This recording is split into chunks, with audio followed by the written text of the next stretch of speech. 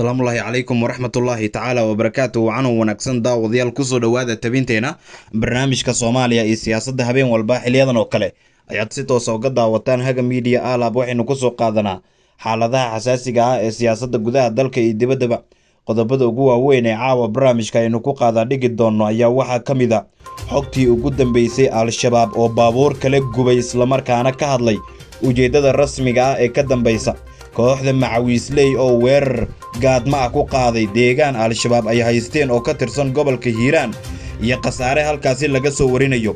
baarlamaanka galmudug oo shir degdega isugu yimid kana hadlay arrimo xasaasi ah xilli kooxda al-shabaab dhibaato xooggan ay ka wadaan meelo badan oo maamulkaasi ka mid ah.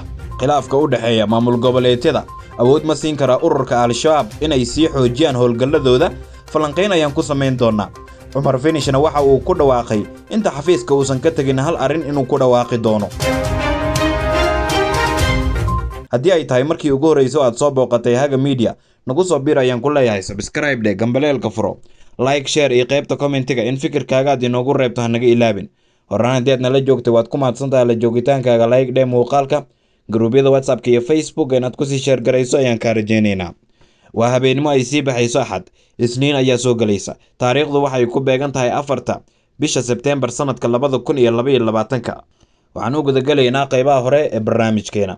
aynu ka hormarnay kooxda al-shabaab ayaa baabuur kale dab ku qabadsiiyey inta u dhaxaysa muqdisho iyo shabeellada hoose, waxayna ka hadleen ujeeddada rasmiga ah ee ay ka leeyihiin.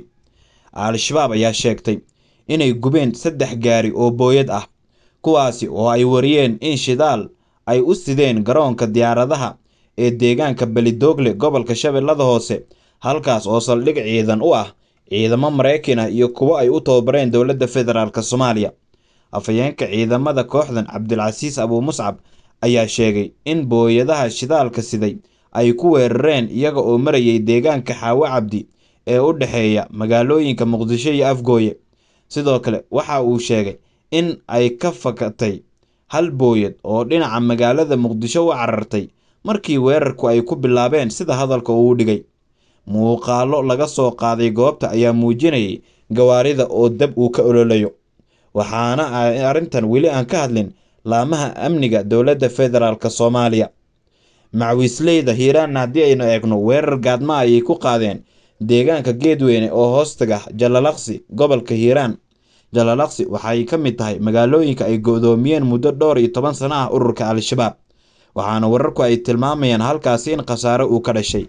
mas-uuliyiin ka tirsan taliska macawiisleyda ayaa tilmaamay inay qaarijiyeen ugu yaraan 15 ka tirsan ururka al-shabaab, islamarkaana ay weli ku baadigoobayaan al-shabaab in raq iyo ruux meesha ay ku dambeeyaan ay ogaadaan, iyaga oo sheegay in dagaalka ay sii wadi doonaan. maleeshiyaadka macawiisleyda hoggaankooda sidoo kale waxaa laga soo xigtay in weerarkan aargudasho uu yahay, islamarkaana ay ugu aargudayaan dadkii shalay lagu laayay deegaanka Afar Irdood oo masaafo dhow u jira magaalada Beledweyne, kuwaasi oo tiradooda 29 lagu sheegay. sidoo kale hanti badan ayaa halkaasi ku burburtay. dagaalada ka socda gobolka Hiiraan ayaa sii xoogaysanaya. gudoomiye Cali Jeyte iyo mas-uuliyiin kale ayaa abaabul wada, waxay garab ka helayaan xildhibaanada labada gole ee gobolka Hiiraan, waxaana arrintu ay tahay in guluf colaadeed oo safmar ah ururka al-shabaab lagu qaado. cabsida ugu badan ee la qabo waxay tahay in dowladda kaalinteeda ay kasoo bixi weyso, islamarkaana howlo kale ay xilligan ku mashquusho. haddaba dadka amniga sida weyn ugu takhasusay waxay qabaan in kooxda al-shabaab ay ka faa'iideysanayso saldhigashada dowladda federaalka Soomaaliya iyo khilaafaadka la dareemayo inuu u dhexeeyo dowladda federaalka iyo dowlad goboleedyada.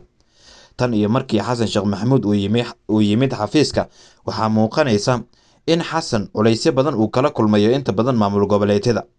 labada maamul goboleed ama 3 maamul goboleed ee dhibaatada xooggan iminka ay ka wadaan ururka al-shabaab ee Hirshabelle, Koonfur Galbeed iyo weliba Galmudug, waxaa muuqanaysa hoggaankooda in si daacadnimo ah aysan ula shaqaynin Xasan Sheekh Maxamuud. xasan waxa uu tagay Baydhabo iyo Dhuusamareeb, wuxuuna ka jeediyey khudbado isagoo sheegay in wax dhibaato aysan jirin, laakiin markii uu kasoo tagay magaalooyinkaasi, guluf ka dhana maamul goboleedyadaasi inuu wada ayaa la dareemay. Hirshabelle iyada xaaladeeda ayayba u yaaban tahay. waa maamulka kaliya ee leh in ka badan 80 wasiir, meesha mushahar looga keenay aan la ogeyn. waa maamulka ku shaqeynaya caasimadda Jowhar oo aan lahayn xarun baarlamaan, oo aan lahayn madaxtooye rasmi ah, oo xilligan xitaa aan awoodin in ammaanka magaaladu ay sugtaan, iska badaayi in Hiiraan ay wax ka qabtaan. Haddaba gobolka Hiiraan marka la eego xaaladiisu aad bay u culus tahay. Dadka amniga ku takhasusayna waxay qabaan in xilligan ay soo jeedinayaan in gobolka Hiiraan aan la gacabidxeenin dagaalka ka dhanka ah ururka Al-Shabaab ee dadka deegaanka lagu garabsiiyo. Gudoomiyaha Midowga Afrika Muuse Faki Mohamed ayaa Danjire Maxamed Al Amine Soef u soo magacaabay ergeygiisa gaarka ah ee Soomaaliya iyo madaxa howlgalka ATMIS ee Soomaaliya. Warbaahinta ayaa heshay 27kii Julaay xog gaar ah oo shaacinaysay in la magacaabi doono Maxamed Al Amine Soef oo u dhashay dalka Comoros. Waajibaadka Danjire Maxamed Al Amine Soef ayaa ah inuu xiriir dhow oo joogto ah la yeesho dowladda federaalka Soomaaliya iyo daneeyayaasha kale ee Soomaaliya ee taageeraya hirgelinta qorshaha kala guurka iyo geedi socodka ballaaran ee dowlad dhisidda Soomaaliya oo marba marxalad soo maraysay. Waxaa kale oo uu si dhow ula shaqayn doonaa urur goboleedka IGAD iyo dalalka xubnaha ka ah, sidoo kale saaxiibada labada dhinac iyo kuwo badan oo quseeya sida Qaramada Midoobay UN-ka iyo howlgalka kaalmeynta Qaramada Midoobay ee Soomaaliya UNSOM iyo Midowga Yurub ayuu wada shaqayn la yeelan doonaa. Wuxuu bedelay Francisco Madiera oo fadeexad uga tagay Soomaaliya kadib markii lagu eedeeyay in si toos ah uu farageliyay xilligii doorashada muranka xooggan uu ka taagnaa arrimaha gudaha Soomaaliya. Isla markaana waxaa shaqada ka eriyay Francisco Madiera ra'iisul wasaarihii hore ee Soomaaliya Maxamed Xuseen Roble oo xilligaasi u arkayay in Madiera uu yahay nin aan ku habbooneyn in Soomaaliya uu ka howlgalo Midowga Afrikana uu matalo. Gudoomiyaha xafiiska kasii tegaya ee gobolka Banaadir Cumar Maxamuud Maxamed Cumar Filish ayaa waxa uu ka hadlay xaalado kala duwan oo ku saabsan xafiiskiisa, isagoo qiray inuu ka tegi doono xafiiska uusan garanayn shaqsiga bedeli doona. Cumar Filish waxa uu u dabaaldegay 3 sano guuradii ka soo wareegatay markii loo magacaabay xilkan. Cumar Filish ayaa si dadban uga hadlay qorshaha socda ee ku aadan xilka qaadista ay la damacsan tahay Villa Soomaaliya, maadaama dalka uu ka dhacay isbedel siyaasadeed kadib doorashadii 15kii May ka dhacday magaalada Muqdisho. Duqa Muqdisho ayaa shaaca ka qaaday in xilka uu yahay meerto, isla markaana uu og yahay in la bedelayo balse uusan ogeyn cidda rasmi ahaan bedeli doonta. Mas'uuliyaddu waa meerto, hadda waan joognaa, beri cid kale ayaa imaanaysa, ma noqonayno oo ma naqaano cidda aan xilligan cidda xafiiska naga bedeli doonta, laakiin waxaan ognahay in la bedelayo. Fursadda aan haysanaa waa inaan xilligan xaqiijino inaan joogno oo kaliya. Sidoo kale wuxuu dardaaran culus u jeediyay mas'uuliyiinta kale ee gobolka Banaadir, isagoo ka dalbaday inay la yimaadaan waxqabad muuqda si loo samata bixiyo dalka. Arrinta la yaab kale waxa ay tahay Cumar Finish oo 3 sano u dabaaldegaya xafiiska uu ku sugan yahay magaalada Muqdisho marka roob uu da'o way adag tahay in la adeegsado jidadka qaar. Ammaanka meel xun ayuu marayaa, sidoo kalena isla xisaabtan dhab ah oo ku saabsan nadaafadda iyo ammaanka caasimadda ma jirto. Muqdisho waxaa loo arkaa inay u baahan tahay maayar dhaama gudoomiyaha gobolka Banaadir ee iminka shaqeynaya Cumar Finish, waxaana la aaminsan yahay in waxa kaliya ee Muqdisho xilligan xaaladda culus looga saari karo ay tahay iyadoo la qaado tallaabooyin dheeraad ah oo ah wada shaqeyn xagga amniga iyo bilic soo celintaba. Baarlamaanka Galmudug ayaa yeeshay kulan degdeg ah oo xasaasi ah oo ay uga hadleen arrimo badan. Golaha baarlamaanka dowlad goboleedka Galmudug ayaa maanta oo Axad ahayd yeeshay kalfadhiga 5aad kulankiisa 6aad. Gudoomiyaha baarlamaanka Galmudug Dr. Maxamed Nuur Gacal ayaa shir gudoomiyay fadhigii maanta, waxaana ku weheliyay gudoomiye ku-xigeenka labaad Marwo Faadumo Cabdi Cali. Ajendayaasha waxay kala ahaayeen akhrinta labaad ee hindisa sharciyeedka dhismaha guddiga madaxa bannaan ee doorashada Galmudug. 2. Akhrinta labaad hindisa sharciyeedka dhismaha ururada iyo xisbiyada siyaasadda Galmudug.